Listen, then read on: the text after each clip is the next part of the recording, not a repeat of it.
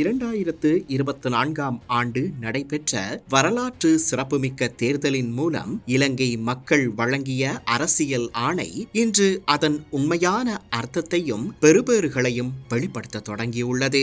பல தசாப்தங்களாக அதிகாரம், செல்வாக்கு மற்றும் அரசியல் பாதுகாப்பின் பின்னால் மறைந்து கொண்டு சட்டத்தின் பிடியிலிருந்து தப்பி வந்தவர்களுக்கு இனி அதே சூழல் இல்லை என்பதை முன்னாள் பிரதி அமைச்சர் சரண குணவர்த்தனவுக்கு எதிராக வழங்கப்பட்டுள்ள நீதிமன்ற தீர்ப்பு தெளிவாக எடுத்து காட்டுகிறது. இது ஒரு தனி நபருக்கு எதிரான தண்டனை மட்டுமல்ல, இலங்கையில் சட்டத்தின் ஆட்சியை மீள நிலைநாட்டுவதற்கான புதிய அரசியல் யுகத்தின் முக்கிய அடையாளமாகவும் பார்க்கப்பட வேண்டிய ஒரு தீர்ப்பாகும். தேசிய மக்கள் சக்தி அரசாங்கம் பதவியேற்ற பின்னர் அரசு நிறுவனங்களிலும் விசாரணை அமைப்புகளிலும் தகுதியும் நேர்மையும் கொண்ட அதிகாரிகள் நியமிக்கப்பட்டதன் விளைவாக நீண்ட காலமாக முடங்கி கிடந்த பல விசாரணைகள் மீண்டும் உயிர் பெற்றுள்ளன. அதன் பிரதிபலிப்பாகவே 2006 ஆண்டு லுத்தர் சபையின் தலைவராக பதவி வகித்த காலத்தில் அரச சொத்துக்களை முறைகேடாக பயன்படுத்தி வாகனங்களை குத்தகைக்கு எடுத்ததன் மூலம் அரசாங்கத்திற்கு சட்டத்தை ஏற்படுத்தியதாக குற்றம் சாட்டப்பட்ட சரண குணவர்த்தனவுக்கு எதிராக இந்த தீர்ப்பு வழங்கப்பட்டுள்ளது.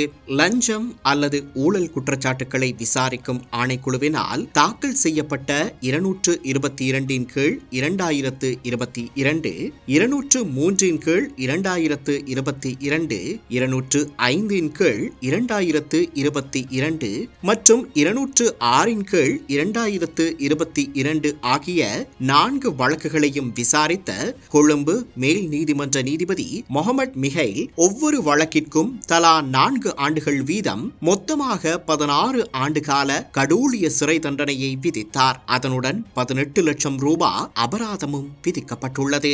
இந்த வழக்கின் தீர்ப்பின் போது நீதிபதி வெளியிட்ட கருத்துக்கள் வெறும் சட்ட தீர்ப்பின் எல்லையை தாண்டி இலங்கையின் சமகால அரசியல் மற்றும் பொருளாதார நெருக்கடிகளின் வேர்களை தொட்டுச் சென்றன.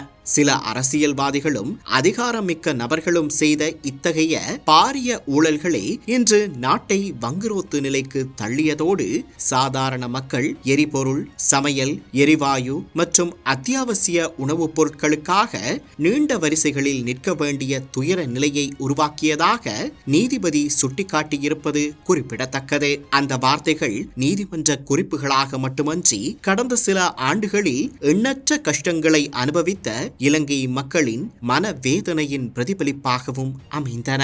தாம் உடல்நலக் குறைவால் பாதிக்கப்பட்டவர் என்றும் இதய அறுவை சிகிச்சை மேற்கொண்டவர் என்றும் தெரிவித்து தண்டனையில் சலுகை கோரப்பட்ட போதிலும் அரச நிறுவனங்கள் மீதான மக்களின் நம்பிக்கையை மீள கட்டியெழுப்ப வேண்டுமெனில் இவ்வாறான ஊழல் குற்றங்களுக்கு கடுமையான தண்டனைகள் அவசியம் என்ற நிலைப்பாட்டில் நீதிமன்றம் உறுதியாக நின்றது.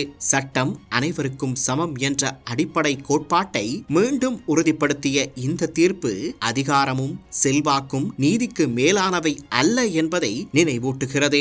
அரசியல் தலையீடுகளிலிருந்து விடுபட்ட சுயாதீன நிறுவனங்கள் எவ்வாறு செயல்பட முடியும் என்பதற்கான ஒரு முக்கிய எடுத்துக்காட்டாகவும் இந்த வழக்கு அமைந்துள்ளது. விசாரணை அமைப்புகள் தங்கள் கடமைகளை சுதந்திரமாக மேற்கொள்ள அனுமதிக்கப்படும் போது எவ்வளவு அதிகாரம் மிக்கவர்களாக இருந்தாலும் சட்டத்தின் முன் பதிலளிக்க வேண்டிய சூழல் உருவாகும் என்பதை இந்த தீர்ப்பு மீண்டும் நிரூபித்துள்ளது. மக்கள் 2024 தேர்தலில் எதிர்பார்த்த மாற்றம் என்பது வெறும் ஆட்சி மாற்றம் மட்டுமல்ல, பொறுப்புக்கூறல், வெளிப்படைத்தன்மை மற்றும் சட்டத்தின் ஆட்சியை மீள நிறுவும் மாற்றமாகும் என்பதை இது வெளிப்படுத்துகிறது.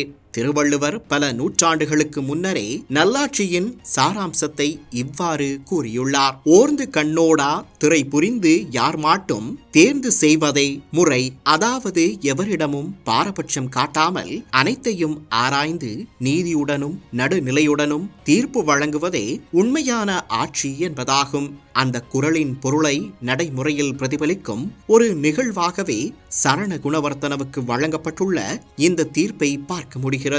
ஊழல் செய்தவர்கள் எவராக இருந்தாலும் அவர்கள் சட்டத்தின் முன் நிறுத்தப்படுவார்கள் என்ற நம்பிக்கையை மக்களிடம் மீண்டும் உருவாக்குவதோடு இலங்கையின் புதிய அரசியல் காலகட்டத்தில் நீதியும் பொறுப்பு கூறலும் வெறும் கோஷங்களாக அல்லாமல் நடைமுறை உண்மைகளாக மாறிக்கொண்டிருக்கின்றன என்பதற்கான வலுவான சான்றாகவும் இந்த தீர்ப்பு விளங்குகிறது.